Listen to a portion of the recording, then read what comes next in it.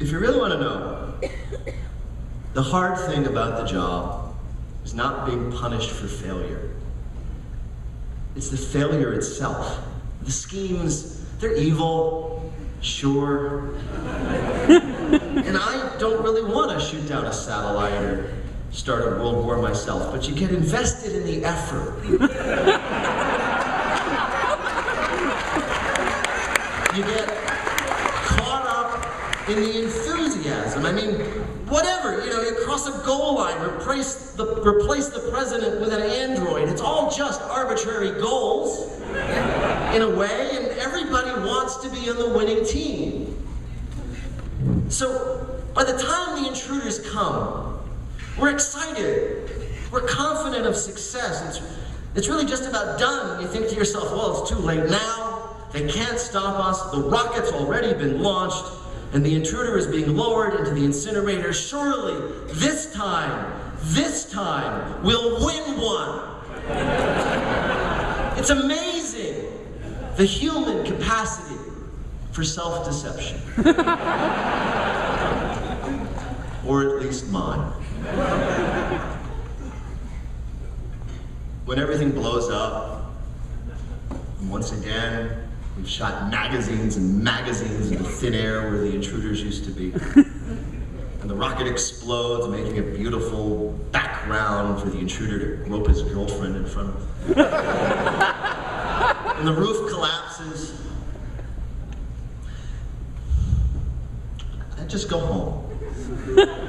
It's not hard and all the chaos, and we're pretty practiced now at finding the escape routes. I get home, and Bev just knows. And she says, again, and I nod, and I will tell her about it. I really will. But not just then. The kids come up and yell, Daddy, what did you do today? And I tell them the usual lies about working in IT. You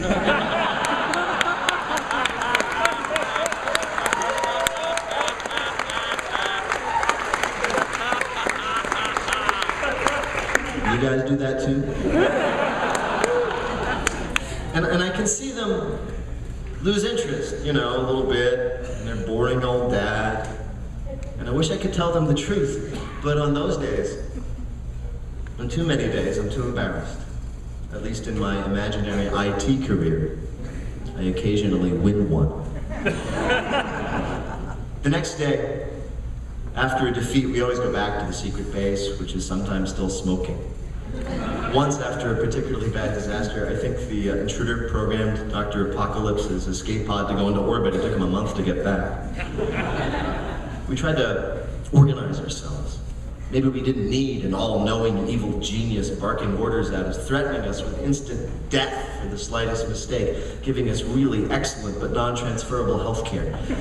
Maybe we can be our own supervillains.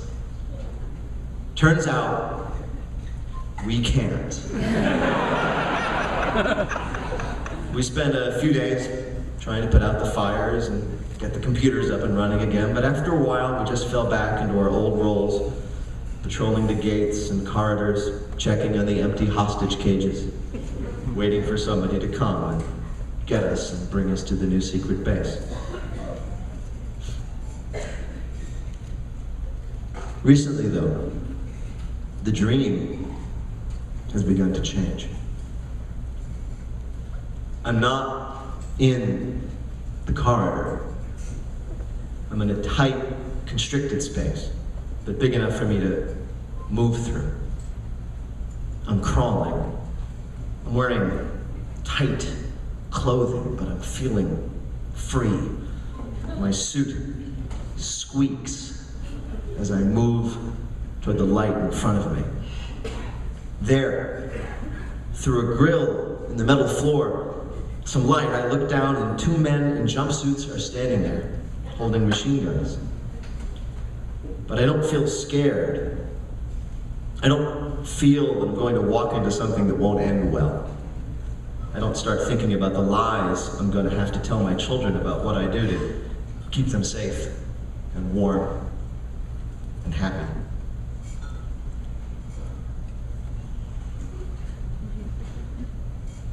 I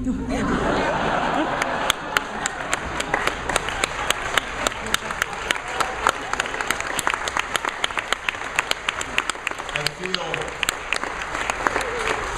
good.